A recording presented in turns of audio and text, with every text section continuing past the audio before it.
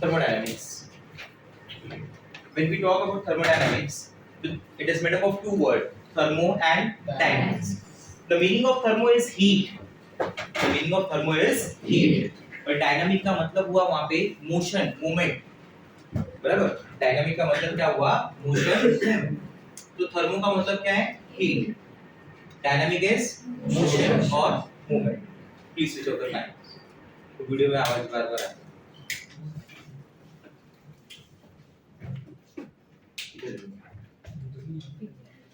बस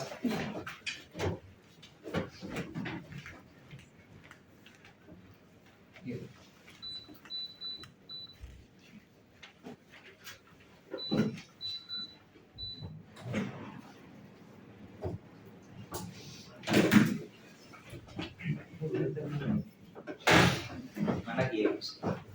please line के बाहर मत जाओ. हीट और मोशन, मूवमेंट बेसिकली. तो जहाँ पे हीट की मूवमेंट हो, that branch of chemistry which deals with the movement of heat, which deals with the movement of heat, which deals with the different form of energies, which deals with the different form of energies, which deals with the feasibility of the process. कोई process feasible है या process feasible नहीं है, उस branch को मैं बोलता हूँ थर्मोडायनामिक्स. उस ब्रांच का क्या नाम होता है? थर्मोडायनामिक्स. ठीक है.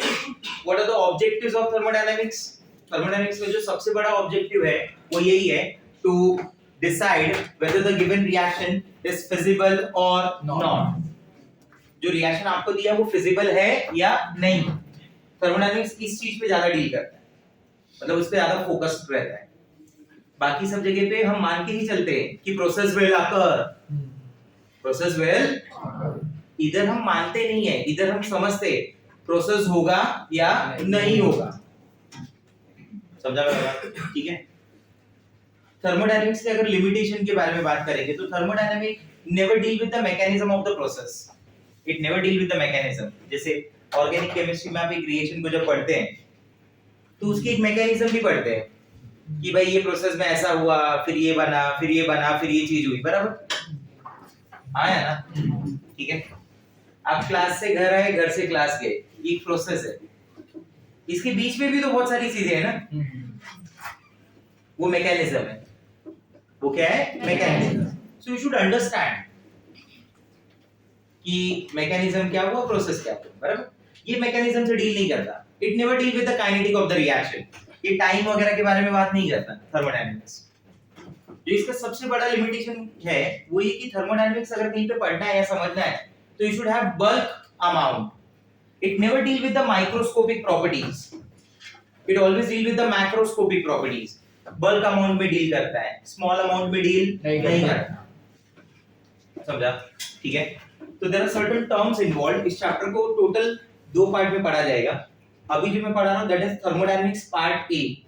ठीक है. The second part of this chapter will be thermochemistry, जहां पे यही थर्मोडायनामिक्स हम इन्वॉल्व करेंगे फॉर अ केमिकल रिएक्शन. ये जो चेंज पढ़ रहे हैं ना एनर्जी का, वो एक स्पेसिफिक पढ़ेंगे सिर्फ और सिर्फ केमिकल रिएक्शंस के लिए. तो उसे मैं थर्मोकेमिस्ट्री बोलता हूं. ठीक है. तो पार्ट ए को भी 2 पार्ट में डिवाइड कर लेंगे अपने लिए, तो थोड़ा इजी हो जाएगा अपने लिए. इनिशियली जो पार्ट 1 होगा मेरा वो रहेगा up to first law of thermodynamics. Up to first law of thermodynamics.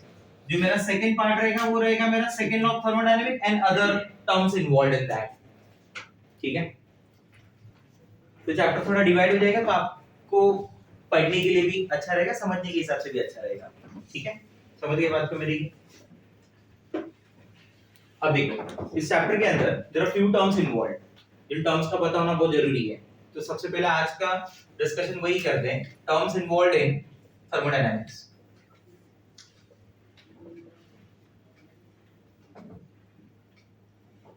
ठीक है. Terms involved in thermodynamics.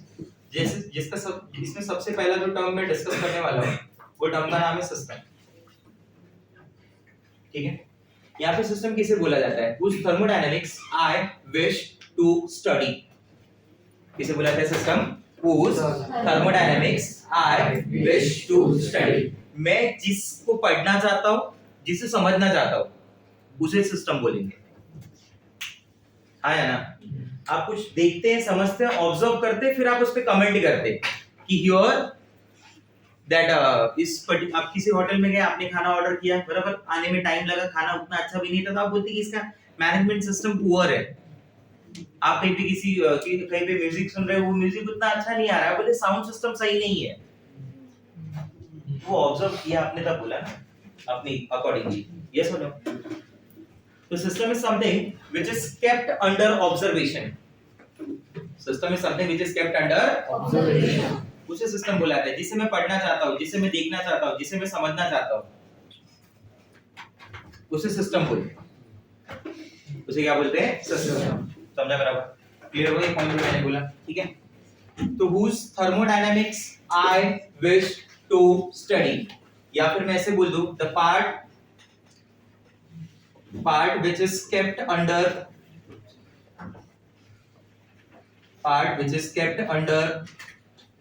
observation, a part which is kept under observation, ऐसा पार्ट जिसे आप ऑब्जर्वेशन में रख रहे हैं, उसे मैं बोल रहा हूं system.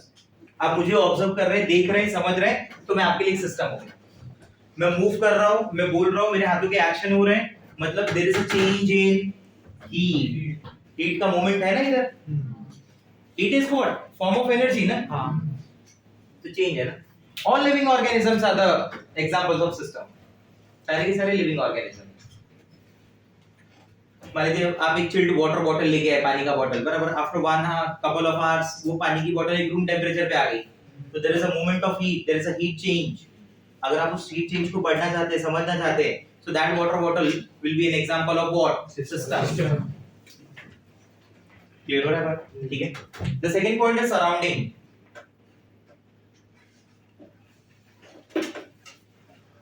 A part which is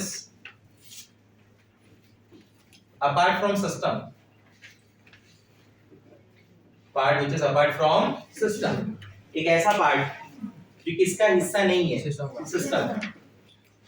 यहाँ पे अगर मैं सिस्टम हुआ तो मुझे छोड़ के बाकी सब कुछ क्या है? सराउंडिंग। मुझे छोड़ के बाकी सब कुछ क्या है? सराउंडिंग। पूरी दुनिया ही सराउंडिंग ही हुई ना फिर। हाँ है ना। तो सिस्टम और सराउंडिंग मिलके क्या बन जाएगा फिर? सिस्टम और सराउंडिंग मिलके बन जाएगा यूनिवर्स। क्या बोलते हैं? हाँ है ना। System plus surrounding is equal to universe. I hope you understand this. ये एक इंपॉर्टेंट पॉइंट हो गया आपके लिए कि system plus surrounding is equal to universe. अगर मैं बोलता हूं कि ये सिस्टम है मेरे लिए, ठीक है, तो इसे छोड़ के बाकी जितना भी पार्ट है, बाकी जितना भी पार्ट है वो क्या बोला जाएगा? सराउंडिंग। इसे छोड़ के बाकी जितना भी पार्ट है वो क्या बोला जाएगा? Surrounding. And this system and surrounding, ये जो सिस्टम और सराउंडिंग है ना, will be separated by something called boundary. Will be separated by something called boundary. System and surrounding are separated by boundary. अब पॉइंट ये है, this boundary can be real, बराबर, और the boundary can be imaginary. ये boundary imaginary भी हो सकता है, बाउंड्री रियल भी हो सकता है, बराबर। मान लीजिए एक कंटेनर है which is filled with water. A container is filled with water. तो कंटेनर में ये जो वॉल दिख रही है आपको, ये रियल बाउंड्री है। इसके बाद ऊपर वाटर नहीं है, तो ये जो बाउंड्री है वो इमेजिनरी बाउंड्री। जहां मुझे लग रहा है यहाँ खत्म हो रहा है, ऊपर वाटर नहीं, तो वाटर नहीं मतलब सिस्टम नहीं है ना। सिस्टम नहीं है तो कौन है? सराउंडिंग, बराबर। तो सिस्टम सराउंडिंग के बीच में एक लाइन है ना, जो एक सेपरेशन है, एक इमेजिनरी लाइन है, सो दैट इज बाउंड्री। नहीं समझा? वो लाइन क्या है? वो boundary. This boundary can B fixed or this boundary can be movable. ठीक है, ये बाउंड्री फिक्स भी है और हो सकती है, और ये बाउंड्री मूवेबल भी है। से फॉर एग्जांपल, फिक्स्ड और मूवेबल में डिफरेंस समझा। मान लीजिए कि ये एक रिजिड है, क्लोज कंटेनर है, रिजिड है, ठीक है, क्लोज कंटेनर है पूरा का पूरा, इसकी बाउंड्री डिफाइंड है पूरी, ये फिक्स्ड हो गया ना, ये क्या हो गया फिक्स्ड। ये मान लीजिए कि पिस्टन है बराबर, पिस्टन में यहाँ पे गैस भरी हुई थी, पिस्टन के नीचे यहाँ पे गैस है, and this piston it consist of some mass, उस पिस्टन के ऊपर एक मास रखा हुआ है, आपने जैसे ही मास को हटाया पिस्टन क्या होगा, ऊपर आ जाएगा, क्या पहले और अभी की उसकी बाउंड्री में चेंज आ गया? हाँ, तो ये मूवेबल बाउंड्री है। और ये वाली बाउंड्री क्या है? इसमें भी देखेंगे तो ये जो वॉल है ये तो फिक्स है ना, इस तरफ की बाउंड्री फिक्स है, बट ये बाउंड्री क्या है? Movable. I hope you understand. Bucket में पानी रखा हुआ है, ठीक है, हाफ या 3/4 बकेट है, फील्ड है, उतना बकेट फील्ड है, उतना पानी रखा हुआ है, तो एक लेवल है पानी का, वो एक बाउंड्री दिख रही है आपको, एक फिक्स बाउंड्री है वो भी, आपने टैप चालू कर दिया, अब बाउंड्री कंटीन्यूअसली चेंज होगी, तो मूवेबल। नहीं समझा? वो बाउंड्री क्या हो गई? मूवेबल, ठीक है। तीसरा वे जो बाउंड्री को डिफाइन किया जा सकता है, this boundary can be diathermic, ठीक है, और it can be adiabatic. The meaning of word adiabatic is there is no exchange of heat, there is no exchange of heat, एक ऐसा सिस्टम जो हीट एक्सचेंज नहीं करता। डायथर्मिक मतलब एक ऐसा सिस्टम जो हीट को एक्सचेंज करता है। तो ये बाउंड्री की वेरियस टाइप्स हैं, कि बाउंड्री ऐसा भी हो सकता है, बाउंड्री वैसा भी हो सकता है, बाउंड्री उसके जैसा भी हो सकता है, बाउंड्री कैसा भी हो सकता है। तो there are various types of boundary, समझा, जिसमें से 3 हमने डिस्कस किया। कौन सा? दिस कैन बी रियल और imaginary, this can be fixed और movable, this can be adiabatic और diathermic. What if I say the boundary is adiabatic? It means there will be no exchange of heat between the system and surrounding. What if I say the boundary is diathermic? It means there will be exchange of heat between system and surrounding. Cold drink की बात कर रहा हूँ, cold drink लाके रखा है, 1.5 घंटा हो गया, 2 घंटा हो गया, धीरे धीरे क्या होगा? ठंडा होगा, रूम टेम्परेचर पे आएगा, उसको बोलते रूम टेम्परेचर पे आएगा। तो खुद पहले क्या था? हाँ ना, तो रूम टेम्परेचर पे आएगा। तो there is a exchange of heat between system and surrounding, वो एनर्जी एक्सचेंज हो रहा है सिस्टम और सराउंडिंग के बीच में। हाँ है ना? अरे न्यू फ्रेंड्स, हाँ दोस्ती हुई कि नहीं जोशवा से? हाँ बाबा, निपुण बाबा, तीन खास दोस्त एक साथ, मतलब ये कोइंसिडेंस हुआ या प्लान करके बैठे तीनों? हाँ प्लान करके बैठे हैं? सही है, अच्छा लग रहा है वैसे।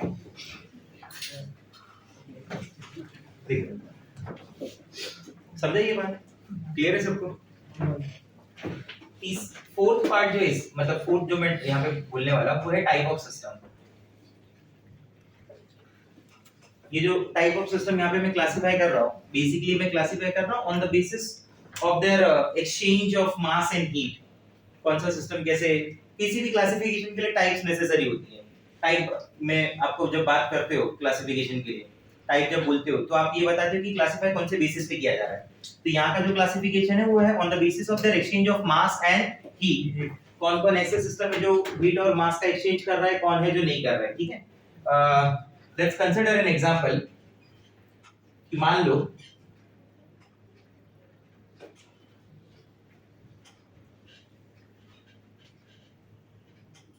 कि मैं निहार के घर गया उसको पढ़ाने के लिए,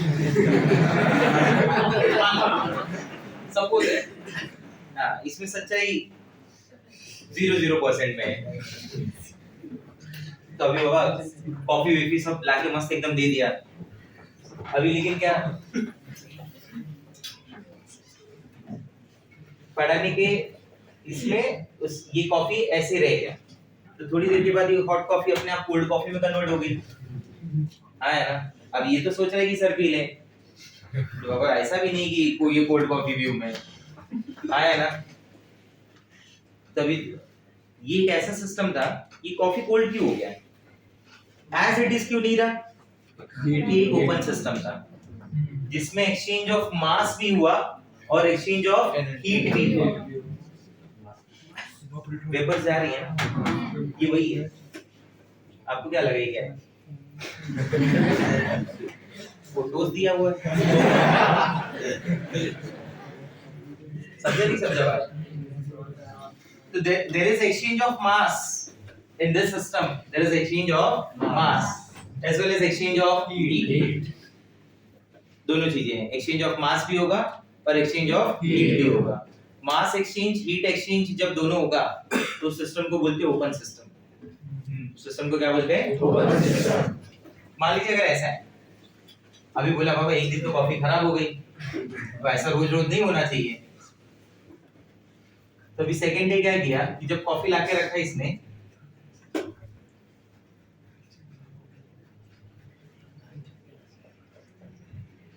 कवर कर दिया डेट से, बराबर? एक कॉफी है अंदर। ठीक है, तो now there is exchange of mass, no there will be exchange of heat only. अब मान लो इस दिन भी भूल गया मैं कॉफी पीना, तो जो लेड है जिससे कवर किया उसको हटाएंगे तो आपको वाटर वेपर्स मिलेगी उस पे, वो पानी वापस कॉफी में गिरा दे, आपका जो मास था वो कंजर्व रह गया। हाँ ना, ये पूछ रहा था ना कैसे मास जा रहा है, ये दिख रहा है अभी मास दिखेगा यहाँ पे। मास जाने का मतलब ये थोड़ी होता है कॉफी आधी निकल के चली गई बाहर। हाँ, तो स्टारबक्स में जो कॉफी पीते उनका क्या बाबा, वो तो 4 घंटा बैठे रहते हैं। In this there is no exchange of mass, there is exchange of heat only. There is no exchange of mass, there is exchange of heat only. अब तीसरे दिन क्या किया इसने पता है? ये सिस्टम को मैंने क्या बोला? This is an example of open system. This is an example of closed system. ये गया मार्केट से थर्मस ही खरीद के लेके आ गया।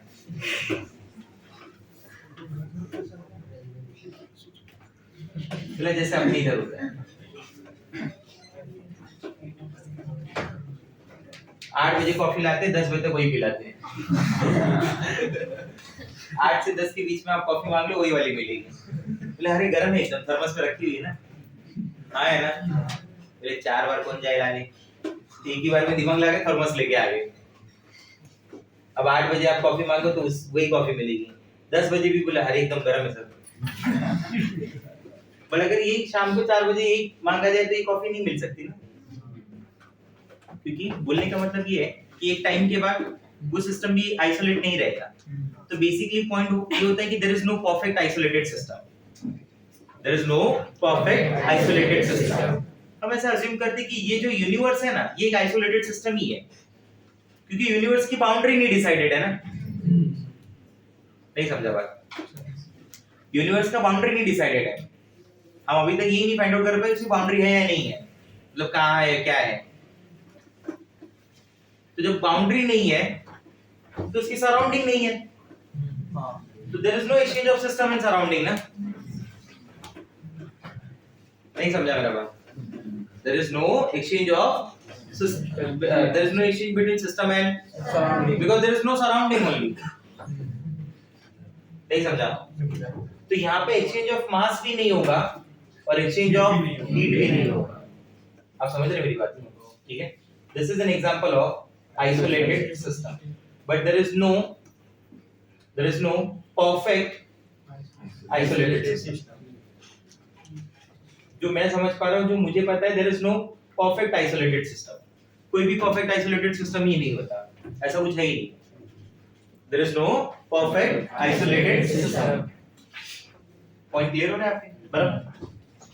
ओपन सिस्टम में सबसे बेस्ट एग्जांपल में आप मुझे पूछेंगे ना, तो मैं तो सीधा सीधा लिख दूं all living organisms. Human body आया नहीं आया इसमें? अरे आया ना भाई, इसमें भी आना नहीं बोल रहे। लिविंग मानते हैं ना अपने आप को, वो जिंदा रहने वाला बाबा। All living organisms are the examples of open system. Human body एक ओपन सिस्टम का एग्जांपल है। There is exchange of mass, there is exchange of energy. Yes और नो? हाँ या ना? ठीक है। स्टेट वेरिएबल्स, स्टेट वेरिएबल में किसे बोलना चाहता हूं पता है? जो किसी भी सिस्टम की थर्मोडायनामिक्स को डिस्क्राइब करता हो, जो उसके जिसके चेंज होने से थर्मोडायनेमिक एक ऐसी थर्मोडायनेमिक क्वांटिटी जिसके चेंज होने से सिस्टम की स्टेट में चेंज आ जाए, जिसके चेंज होने से सिस्टम की स्टेट में क्या आ जाए, चेंज। मान लो एक सिस्टम है, आप डिफाइन मतलब कैसे डिस्क्राइब करते हो सिस्टम को, आप ऐसा बोल दिया कि मान लो एक सिस्टम है fitted with a frictionless weightless movable piston, fitted with a frictionless weightless movable piston। ये बोलना जरूरी होता है कि वो फ्रिक्शनलेस है, वो वेटलेस है और वो मूवेबल है, ठीक है, ये बोलना जरूरी है अपने लिए। जिसमें कंडीशन ऐसे दिखी जा रही है P1 V1 एंड T1। मान लीजिए इस पे एक सर्टेन मास रखा हुआ था, आपने मास हटा दिया, ये P1 V1 T1 क्या है, ये P1 V1 T1 ऐसे बोला जाएगा कि and the container is filled with an ideal gas having pressure P1 volume V1 and temperature T1। ये सिस्टम को डिस्क्राइब कर रहे हैं ना, ये जो P1 V1 T1 N1 आप बोल रहे हो, ये सिस्टम को डिस्क्राइब करने के लिए यूज किया जा रहा है ना। तो इन्हें बोल, इनके चेंज होने से सिस्टम का जो डिस्क्रिप्शन है वो चेंज हो जाएगा। मान लीजिए आपने क्या किया, यहाँ पे कांस्टेंट टेम्परेचर ही है, टेम्परेचर में कोई चेंज नहीं है, बराबर, आपने मास हटा दिया, जैसे मास हटाओगे ना, immediate that piston will move up, that piston will move up, वो तुरंत ऊपर जाएगा। जैसे ही ऊपर गया,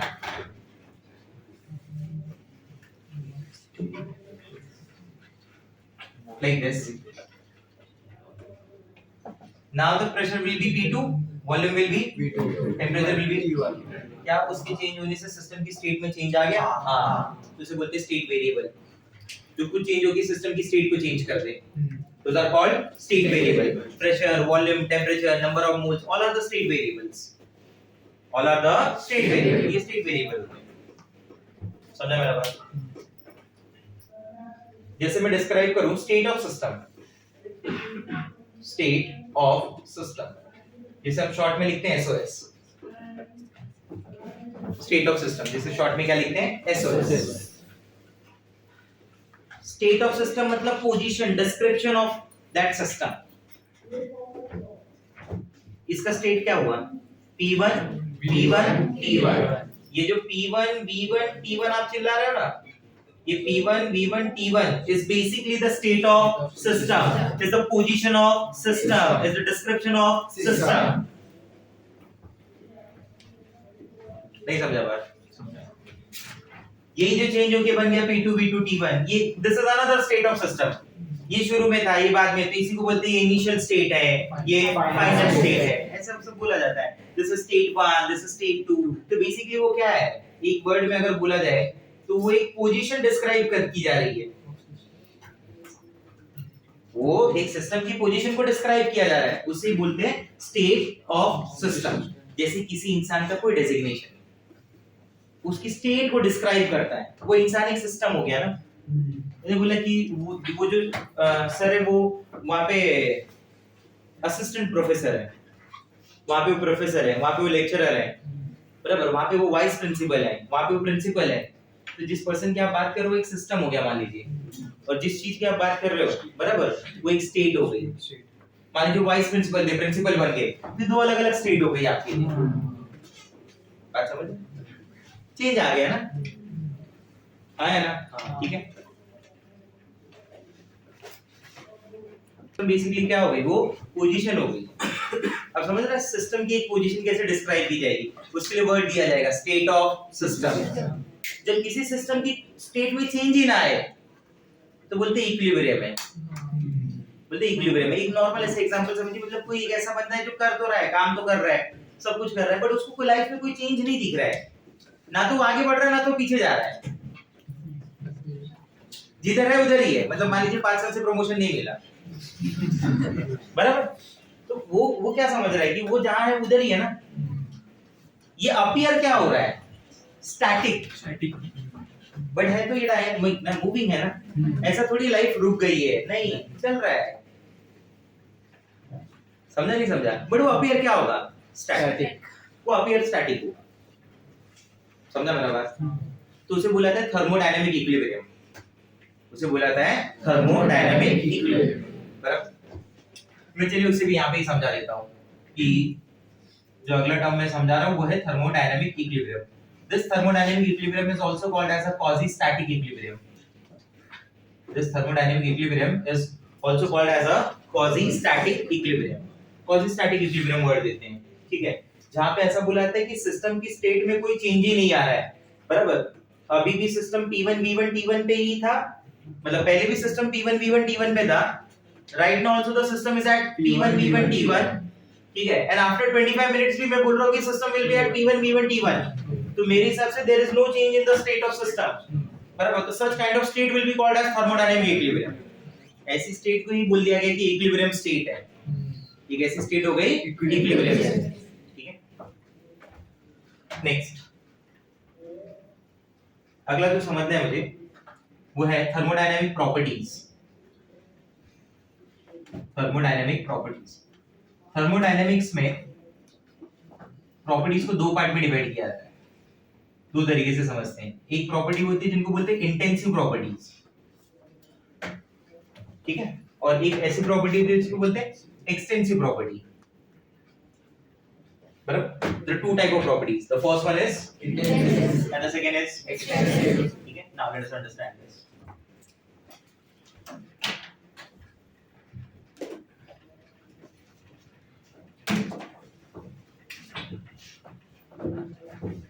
इंटेंसिव एक्सटेंसिव कुछ एग्जांपल्स देता हूं, उससे समझते अच्छा रहेगा. जैसे मान लो एग्जांपल मैं ऐसे स्टार्ट करता हूं. एक एग्जांपल है, there is a container consist of, there is a container having 99 litre water, ठीक है. ये मान लीजिए कंटेनर है which is filled with 99 litre water. तो आपके दिमाग में कुछ बातें एकदम क्लियर हो गई इस कंटेनर को लेके. क्या आपने बोला कि सर 99 लीटर वाटर बोल रहे हैं, मतलब वॉल्यूम इसका 99 लीटर हो गया और इसका मास जो हो गया वो 99 kg हो गया, बराबर. सर वो कैसे डिसाइड किया आपने? Because the density of water is 1 ग्राम पर ml. सो उसके accordingly 99 litre is 99,000 ml. 99,000 ml is 99,000 gram. 99,000 gram is 99 kg. ये मान लीजिए यहाँ तक है. And it is filled with, there is another container. One more container is there, and that container consists of 1 liter water. The other container consists of 1 liter water. इस container का भी density तो वही होगा ना 1 ग्राम पर ml, या अलग हो जाएगा कुछ? नहीं, सेम रहेगा. वाटर डेंसिटी सेम ही रहेगा. कंटेनर से क्या फर्क पड़ता है? वॉल्यूम आपने कितना लिया, क्या उससे क्या अलग थोड़ी हो जाता है. ये कितना होगा 1 kg. मैंने बोला 99 लीटर वाटर जो था वो है at a temperature of 25 degree Celsius. 99 litre जो है वो है at a temperature of 25 degree Celsius. 1 litre वाला जो है is also at a temperature of 25 degree Celsius. मैंने दोनों को मिक्स कर दिया. कितना बच जाएगा बताइए? Now what will be the volume of water? Tell me. 100 litre. Sir अभी तो 99 लीटर अगर आपने 1 लीटर वाटर के साथ मिक्स किया, सो अब जो वॉल्यूम होगा वो होगा 100 लीटर का. अब जो इसका मास होगा वो होगा 100 kg का. Do you agree with me? हां. करेक्ट करना अगर मैं गलत रहा तो. 1 gram ml plus 1 gram ml 2 gram पर ml हो गया. नहीं, डेंसिटी 1 ग्राम ml ही रहेगी, चेंज नहीं हुई ना. If I ask you regarding the temperature, तो ये वाटर का टेंपरेचर 25 डिग्री से, इसका भी 25 ही था. आफ्टर मिक्सिंग ये 50 हुआ? नहीं. ऐसा हुआ कि 4 बार मिक्स किया तो वाटर बॉईल हो गया. फिर 4 वाटर आपने कितना पी लिया? 25 डिग्री पे चारों है. आप बोले मिक्स कर दिया 100 हो गया, सीधा बॉईल हो गया, वाटर बाहर निकल रहा है. नहीं ना. फ्रिज की तो जरूरत ही नहीं आइस बनाने के लिए. हाँ, बोले चाकू से काट के मैं अलग कर दूंगा, अभी आइस बन जाएगी. 4 पार्ट में डिवाइड कर दिया एक ही बार के वाटर को नाइफ से ना. नहीं सोच भी बोले वो भी सकता है.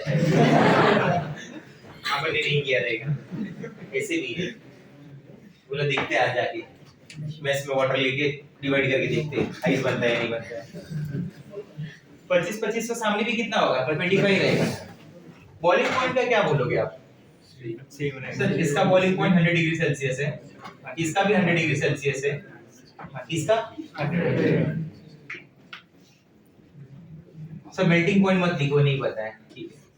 फ्रीजिंग पॉइंट लिखो. इसका फ्रीजिंग पॉइंट क्या होगा 0 डिग्री, इसका 0, इसका 0, रिफ्रैक्टिव इंडेक्स x कुछ नोटिस किया आपने प्रॉपर्टीज में? बोला आपने कुछ ऐसे प्रॉपर्टीज लिखी जिसमें वो ऐड हुआ और कुछ ऐसे प्रॉपर्टी लिखी जिसमें ऐड नहीं हुआ। ये पहले दो प्रॉपर्टी दिख रही है आपको? हाँ। ये प्रॉपर्टी क्या बोली जाती है पता है? एडिटिव। ठीक है, एडिटिव अलग होता है, एडिक्टिव अलग होता है, डिफरेंस है दोनों में।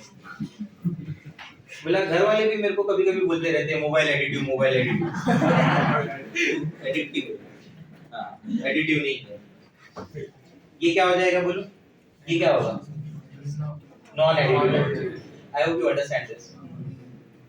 समझ आ रही बात? इसमें ना मास अमाउंट मैटर कर रहा था। आपने जैसे अमाउंट बढ़ाया, आपने जैसे अमाउंट बढ़ाया, देखो वो उस हिसाब से चेंज हो गया ना। 99 में अलग था, 1 में अलग हो गया, 100 में अलग हो गया। इधर ऐसा कुछ नहीं हुआ। तो इसे बोलते हैं कि ये इंडिपेंडेंट ऑफ द सब्सटेंस है।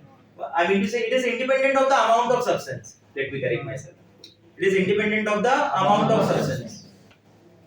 ये नहीं है, समझ आ रहा है बात? तो ऐसे प्रॉपर्टीज जो डिपेंड करती हैं उन्हें बोलते हैं एक्सटेंसिव,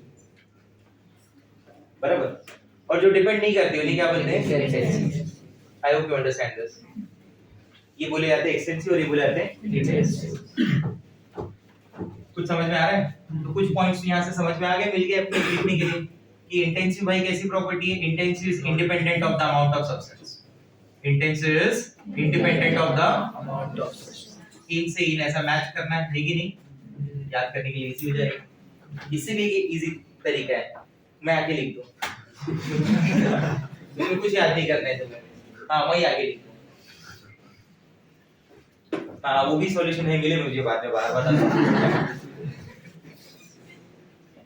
एक्सटेंसिव में क्या लिखेंगे? It is dependent on the amount of substance present. It is dependent on the amount of substance present. देखिए, समझे, बोलते रहे, सुनते रहे। सेकंड पॉइंट में क्या लिखा मैंने कि इंटेंसिव जो होता है ना, इट इज नॉन एडिटिव, बराबर? Where this one is additive, बराबर? ये जो प्रॉपर्टी होती है ना, दिस आर नॉन डिविजिबल, और ये क्या है? डिविजिबल। अगर आपसे कोई पूछे कि मैं कैसे आइडेंटिफाई कर पाऊं कि कोई प्रॉपर्टी इंटेंसिव है या एक्सटेंसिव है, तो देखो ये तरीके से तो आपने समझा ही दिया। आप ऐसे भी समझा सकते हो कि मान लो दिस इज अ कंटेनर, ठीक है, and this container consist of certain amount of gas. A container consists of certain amount of gas.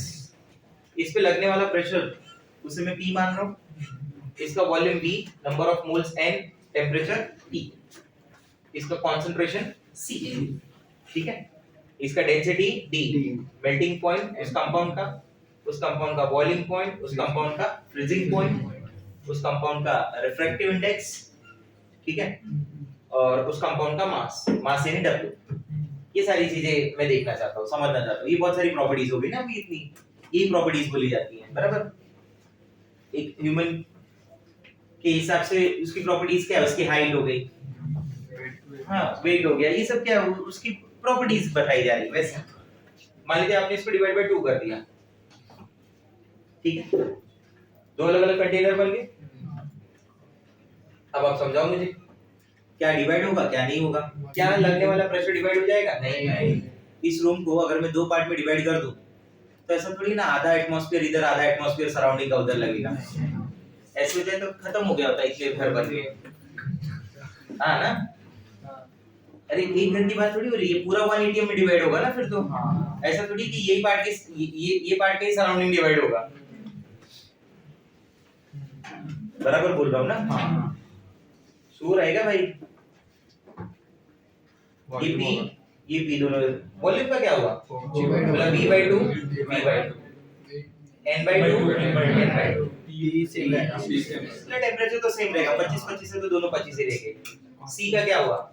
मतलब कंसंट्रेशन इज समथिंग जो डिवाइड नहीं होता। मैं ये नहीं बोल रहा हूँ चेंज नहीं होता, मैं बोल रहा हूँ डिवाइड नहीं होता।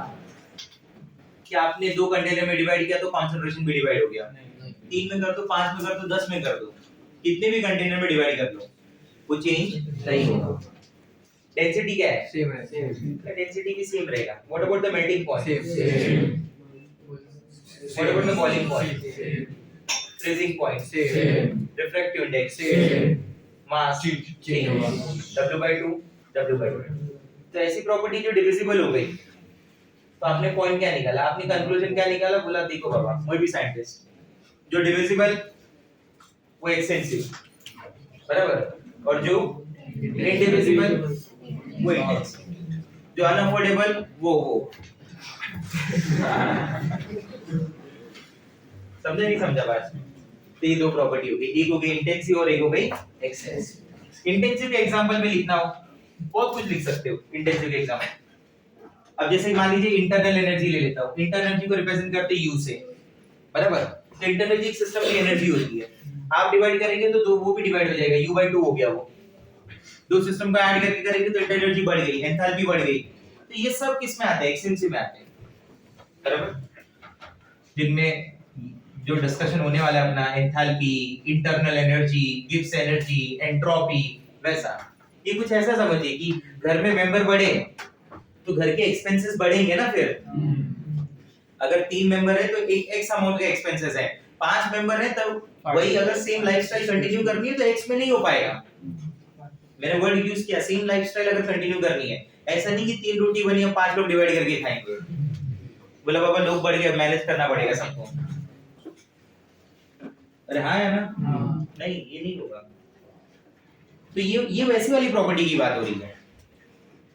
एंथैल्पी H जिसका रिप्रेजेंटेशन है, U इंटरनल एनर्जी का रिप्रेजेंटेशन है। कुछ बुक्स में E लिखा रहता है, कहीं पे रेफरेंस बुक में आप देखेंगे तो। गिब्स एनर्जी G रिप्रेजेंट करते हैं, एंट्रोपी को S से रिप्रेजेंट करते हैं, ठीक है। तो ये सब एक्सटेंसिव की प्रॉपर्टी है। इंटेंसिव में क्या क्या है? इंटेंसिव में बहुत सारी चीजें हैं। डेंसिटी हो गया, कंसंट्रेशन हो गया, है ना, बराबर, मेल्टिंग पॉइंट हो गया, बॉइलिंग पॉइंट हो गया, फ्रीजिंग पॉइंट हो गया, प्रेशर हो गया, रिफ्रैक्टिव इंडेक्स हो गया, बराबर। आगे चल के एक और प्रॉपर्टी आप पढ़ेंगे, ईएमएफ ऑफ द सेल, बराबर। ईएमएफ ऑफ द सेल भी उसका ही पार्ट है। टेंपरेचर हो गया, ये सब किसकी प्रॉपर्टी है? इंटेंसिव। ये बाकी सब किस में आती है? एक्सटेंसिव, बराबर। वॉल्यूम हो गया, मास हो गया, नंबर ऑफ मोल्स हो गया, ये सब किस में आएगा? एक्सटेंसिव। किसी सब्सटेंस की हीट कैपेसिटी हो गई, पर एक सब्सटेंस के अकॉर्डिंगली चेंज होती है। सब्सटेंस में अमाउंट बढ़ा देंगे, हीट कैपेसिटी ज्यादा हो गई। मान लीजिए ये पार्ट है सब्सटेंस का, जिसे x amount of heat लग रहा है to raise its temperature by 1 degree Celsius. What is heat capacity basically? बोलिए क्या होती है हीट कैपेसिटी? ये वो अमाउंट ऑफ हीट है जो सब्सटेंस ले रहा है खुद का टेम्परेचर कितने से बढ़ाने के लिए? 1 डिग्री सेल्सियस। समझे मेरी बात? ये कितना अमाउंट है बोलिए, यहाँ पे कितना अमाउंट है? ये x। अब आपने सब्सटेंस बढ़ा दिया, तो अगर इसे अपना टेम्परेचर 1 डिग्री सेल्सियस से रेज करना है बाय 1 डिग्री सेल्सियस और 1 केल्विन, डिफरेंस में दोनों सेम ही होता है, तो इसे x प्लस सर्टेन अमाउंट लगेगा ही ना भाई। तो हीट कैपेसिटी किस में काउंट होगी? ऑब्वियस है एक्सटेंसिव में काउंट होगी ना। What do you guys say? Yes और no? All the colligative properties. So what is that? Colligative property उन प्रॉपर्टी को बोला जाता है जो नंबर पे डिपेंड करती है भाई। नंबर यानी क्या? अमाउंट है ना। तो जितनी भी कॉलिगेटिव प्रॉपर्टी है, ऑल कॉलिगेटिव प्रॉपर्टीज, CP, इधर CP वो CP नहीं, CP का मतलब क्या है? All colligative properties. All colligative properties are the examples of extensive, in which lowering of vapor pressure, osmotic pressure, depression in freezing point, elevation in boiling point, ये सारे नाम है उसके, बराबर। there is a chapter called solution in colligative properties, तो उसका नाम का एक चैप्टर ही है। बट मैंने बोला कि colligative property किसे बोला जाता है? those property which depends on the number of particle, जिसमें पार्टिकल मैटर करता है, नंबर मैटर करता है, तो चेंज होगी उस हिसाब से। कुछ समझ आ रहा है? इन्हें बोला जाएगा इंटेंसिव, इन्हें बोला जाएगा एक्सटेंसिव, बराबर। अगर कोई आपसे ऐसा पूछे कि जैसे कुछ पॉइंट और समझाता हूं मैं तुम्हें। पॉइंट नंबर 1, मैं बोलता हूं कि ratio of two extensive property is always an intensive property. Check कर लीजिए आप, ratio of two extensive property is an example of intensive property. ये देखिए मैं आपको एग्जांपल बोलता हूं। Density, density is mass upon volume, सही है। मैं आपको एक और एग्जांपल बोलता हूं। Concentration, what is that? Number of moles upon volume. मैं आपको एक और एग्जांपल बोलता हूं। EMF of the cell, ये आपको नहीं पता अभी तक तो. EMF of the cell is a ratio of delta G upon NF. Delta G upon NF. ये आगे माइनस का साइन लिया है मैंने. डेल्टा G भी एक्सटेंसिव प्रॉपर्टी है और NF जो है वो भी एक्सटेंसिव प्रॉपर्टी, दोनों चेंज होता है अमाउंट के साथ. तो प्रोसेस में होता क्या पता है, ये दो इन दोनों का रेशियो क्या हुआ, E से. बराबर. तो ये दोनों अगर एक्सटेंसिव है तो E सेल क्या हुआ, इंटेंसिव. वो दोनों क्या है, एक्सटेंसिव ना. आया ना. तो E सेल क्या हुआ, इंटेंसिव. प्रेशर क्या होता है, force upon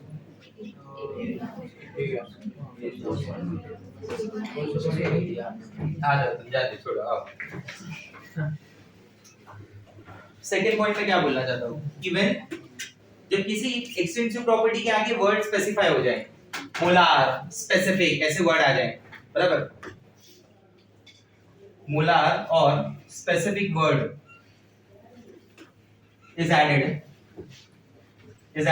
with extensive property.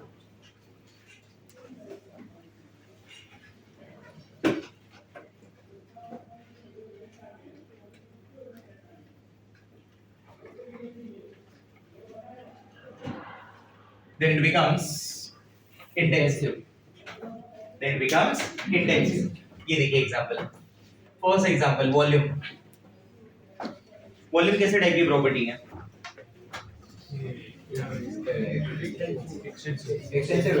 Extensive है ना. अमाउंट अलग अलग रहता है ना, चेंज होता रहता है ना. मैं अभी इसी के आगे एक वर्ड यूज करता हूँ, मोलार वॉल्यूम. सुना है कभी मोलार वॉल्यूम?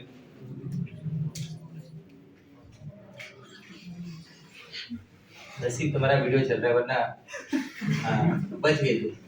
वरना इस आंसर के लिए ना तुम्हें मोलार वॉल्यूम एक प्रॉपर टर्म डिस्क्राइब किया गया है मूल कॉन्सेप्ट चैप्टर के अंदर, जिसमें लिखा रहेगा कि it is volume occupied by 1 mole of gas. एक मोल गैस जो वॉल्यूम ऑक्यूपाई करती है उसे बोलते हैं मोलार वॉल्यूम. तो इस 1 mole of any gas at STP occupy the volume of 22.4 litre.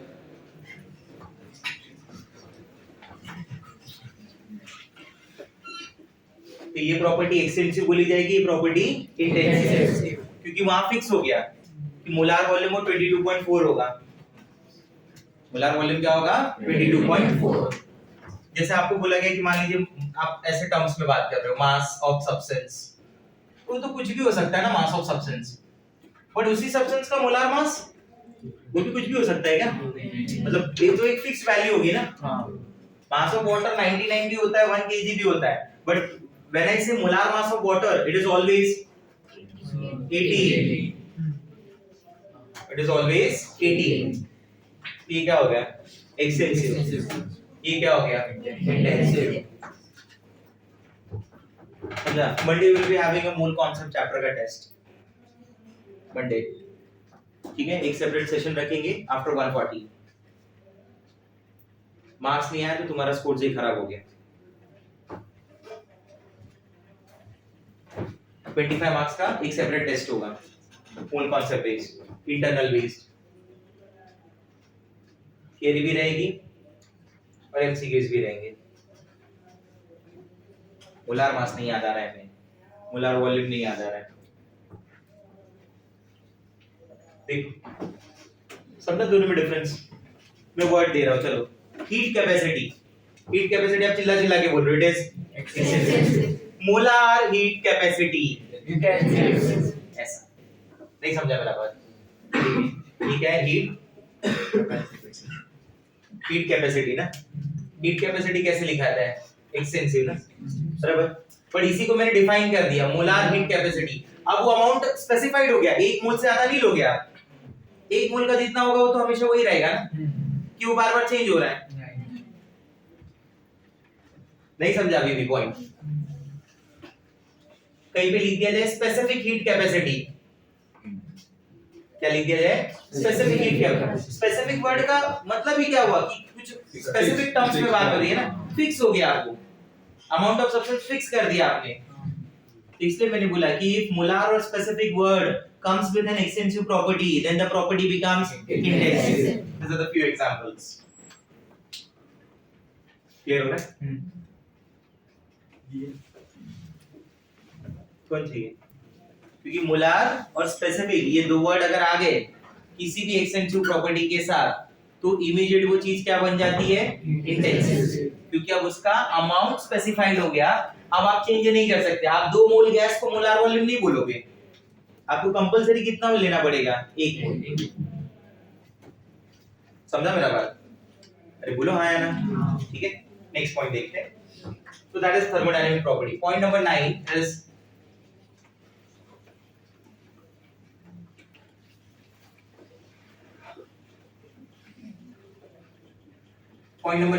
thermodynamic function. Point number 9 is thermodynamic function. Thermodynamic function ना बेसिकली मेरे पास दो टाइप के हैं। एक को मैं बोलता हूँ स्टेट फंक्शन, ठीक है, और एक को मैं बोलता हूँ पाथ फंक्शन। स्टेट फंक्शन है, path function, thermodynamic function describe करने के लिए, ठीक है। स्टेट फंक्शन और पाथ फंक्शन में क्या डिफरेंस होता है वो समझ लेते हैं। मान लीजिए आपको पॉइंट ए से पॉइंट बी जाना है, पॉइंट ए से पॉइंट बी, ठीक है, ये डिस्टेंस होगी, ये पाथ है, हाँ या ना? पॉइंट ए से बी जाने का ये भी तो एक डिस्टेंस है, ये भी एक पाथ है, यस और नो? अब यहाँ पे दो चीजें हैं। अगर आपको मैटर सिर्फ क्या कर रहा हो, ए से बी जाना, तो मतलब आपको पाथ मैटर नहीं कर रहा, आप बात कर रहे हो डिस्प्लेसमेंट के टर्म्स में। फिजिक्स ऐसे डिफरेंस समझाता है ना वहां कि भाई डिस्टेंस अलग अलग है बट दोनों की डिस्प्लेसमेंट एक ही है। नहीं समझा रहा आपको? बोलो हाँ या ना? ए से बी अगर आप देख रहे हो खाली, आपको फर्क किस बात से पड़ रहा है कि ए क्या है और बी क्या है? तो you are in a state function, बराबर? तो welcome to in a state function. अगर आप ये भी देख रहे हो नहीं नहीं नहीं, ए बी तो ठीक है, मैं पाथ क्या फॉलो कर रहा हूं मुझे वो भी मैटर कर रहा है, तो you are in a path function. नहीं समझा मेरा बात? क्लियर हो रहा है पॉइंट? तो ये कैसे देखा जा रहा है? ये देखा जा रहा है लाइक टेल मी डिस्प्लेसमेंट, हां, और ये कैसा देखा जा रहा है? डिस्टेंस। कि डिस्टेंस की तरीके से देखा जा रहा है, डिस्प्लेसमेंट की तरीके से देखा जा रहा है। समझा नहीं समझा? मैं ऐसा बोलता हूं, मान लीजिए कि ए से बी जाना है ना, ए से बी जाने के 3 पाथ हैं, ठीक है, ये है 4 किलोमीटर, ये है 6 किलोमीटर और ये है 5 किलोमीटर। तीनों की डिस्टेंस अलग अलग है, यही तो समझाया था ना यहाँ अभी। इसमें लगने वाला टाइम है 7 मिनट्स, इसमें भी लगने वाला टाइम है 7 मिनट्स, इसमें भी लगने वाला टाइम है 7 मिनट्स। अब ए से बी अब किसी भी पाथ से जाए, आपका जो टाइम लगेगा वो तो सेम ही लगेगा ना।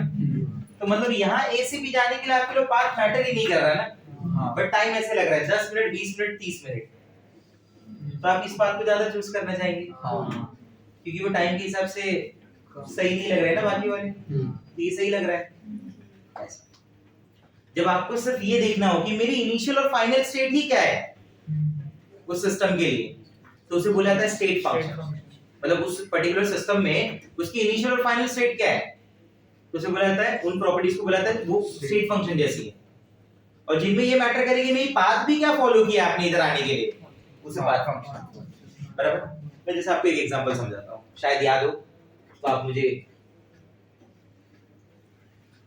99.99% चांसेस है कि याद नहीं होगा जिस तरीके से तुम आंसर देते हैं। एक और चैप्टर की टेस्ट मिलेगी तुम्हें और कुछ नहीं। अरे बाबा एक ही आंसर सब जगह नहीं आता है। आज मैं दूसरा कुछ आंसर बोले सब लैटिस एनर्जी ही बोलते हैं, सोडियम सॉलिड है क्लोरीन गैस के साथ, बराबर? और बना क्या रहा है NaCl। During the process delta H होगा, मान लीजिए x है, हाँ है ना, बराबर? तो बोलने की बात होती है कि x कहीं काम नहीं आता, अपने लिए तो हर बार x ही है कि नहीं? ये सोडियम सॉलिड क्या बन रहा है बोलो? Sodium gas, sodium gas. जो मैं ब्लू में बता रहा हूँ वो पाथ 2 चालू हो गया ना, जो ब्लैक में है वो पाथ 1 है, ठीक है। फिर Na से बना Na+, Cl2 से बना Cl, Cl से बना Cl-, बराबर? Na+ और Cl- मिलके बना NaCl। ये पाथ 2 और ये पाथ 1।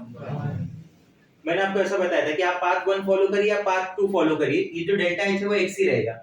मतलब डेल्टा H एक ऐसा प्रॉपर्टी है जो सिर्फ इनिशियल और फाइनल पे डिपेंड करता है उससे इस बात का फर्क नहीं पड़ा कि whether the process that formation of NaCl is done by path 1 or done by path 2.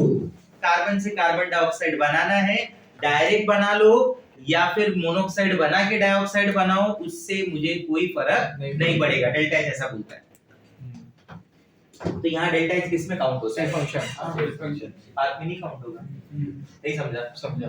तो इतना समझने के बाद मैंने पॉइंट क्या लिखा कि डिपेंड्स ओनली ऑन